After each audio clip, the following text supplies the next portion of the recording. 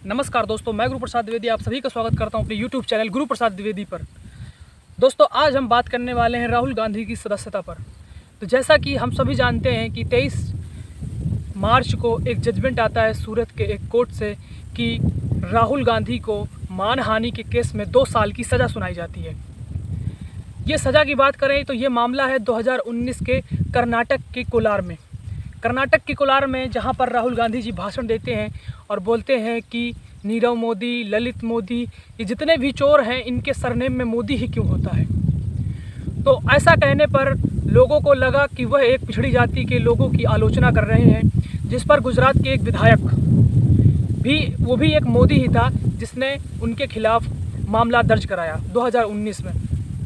बात करते हैं 2019 से 4 साल का वक्त लग गया राहुल गांधी को सज़ा सुनाते सुनाते। 2021 में राहुल गांधी की एक हियरिंग लगी थी जिसमें राहुल गांधी को माफ़ीनामे में हस्ताक्षर करने को कहा गया था, लेकिन राहुल गांधी ने साफ तौर से जज को मना कर दिया था कि वो किसी भी प्रकार के मानहानि के मामले में माफ़ीनामा नहीं देंगे।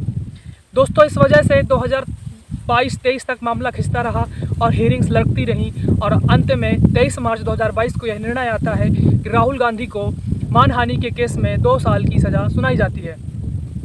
इसमें राहुल गांधी जी को फिर जब 2 साल की सज़ा सुनाई जाती है, साथ में 1 महीने का वक्त भी दिया जाता है कि वो इस निर्णय के आधार पर किसी भी न्यायालय में अगर अपील करना चाहें तो कर सकते हैं। तो उनको 30 दिन का वक्त दिया जाता है। साथ ही जैसे ही 23 मार्च को यह निर्णय आता है, अगले ही दिन 24 मार्च को लोकसभा के सचिवालय से एक नोटिफिकेशन जारी होता है कि राहुल गांधी की सदस्यता को रद्द किया जाता है।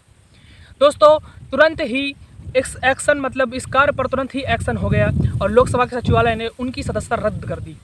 अब बात करते हैं संसद की सदस्यता की। तो अगर संसद की सदस्यता की बात करें तो जो संसद की सदस्यता है वह हमारे संविधान में आर्टिकल 102 के सेक्शन 1 के ई के तहत उसमें यह वर्णन किया गया है कि यदि किसी भी संसद के सदस्य को 2 साल या 2 साल से अधिक की सज़ा दी जाती है तो उसकी सदस्यता 6 साल तक की, मतलब उसकी सदस्यता तो रद्द हो ही जाती है, साथ ही साथ 6 साल तक वह कोई भी चुनाव नहीं लड़ सकता हो, चाहे वो लोकसभा हो चाहे वो विधानसभा का हो। तो इसके साथ ही उसके चुनाव में भी उसको रद्द कर दिया जाता है, उसको संसद की सदस्यता भी रद्द घोषित की जाती है और वह 6 साल तक चुनाव के लिए असमर्थ रहेगा, यानी कि 2 साल जेल में रहेगा और उसके बाद 6 साल तक किसी भी चुनाव में पार्टिसिपेट नहीं कर सकता है। तो दोस्तों, ऐसा प्रकरण रहा हमारे आर्टिकल के 102(1) के तहत ऐसा किया गया है। तो याद रखिएगा, यह एक चर्चा का विषय बन सकता है। अनुच्छेद 102 का 1 अभी आगामी परीक्षाओं में यूपीपीसीएस वगैरह में पूछा भी जा सकता है कि हाल ही में राहुल गांधी को किस अनुच्छेद के तहत सदस्यता से अयोग्य घोषित कर दिया गया है। साथ ही अगर बात करें अधिनियम की तो लोक रिप्रेजेंटेटिव अधिनियम 1951 की धारा 8 के तहत ऐसा किया गया है। यह जनप्रतिनिधित्व अधिनियम 1951 में बनाया गया था इन्हीं विषयों पर संपरीक्षाओं के लिए, ताकि कोई भी जांच मामले की इसके अधिनियम की धाराओं को पालन किया जा सके। तो सदस्यता से अयोग्यता की अगर एक अधिनियम के तहत बात करें तो जनप्रतिनिधित्व अधिनियम 1951 के तहत भी यह एक निर्णय लिया गया है। धारा 8 के तहत इसमें सारी इनकी सदस्यता से निर्भरताओं का वर्णन है और साथ ही साथ हमारे संविधान में अनुच्छेद 102 के 1 के ई में भी इसका उल्लेख किया गया है। तो दोस्तों, अगर जानकारी आपको इन्फॉर्मेटिव लगी हो तो वीडियो को लाइक और सब्सक्राइब कीजिएगा। धन्यवाद। देख लीजिए, पीछे मेरा यह खेत है।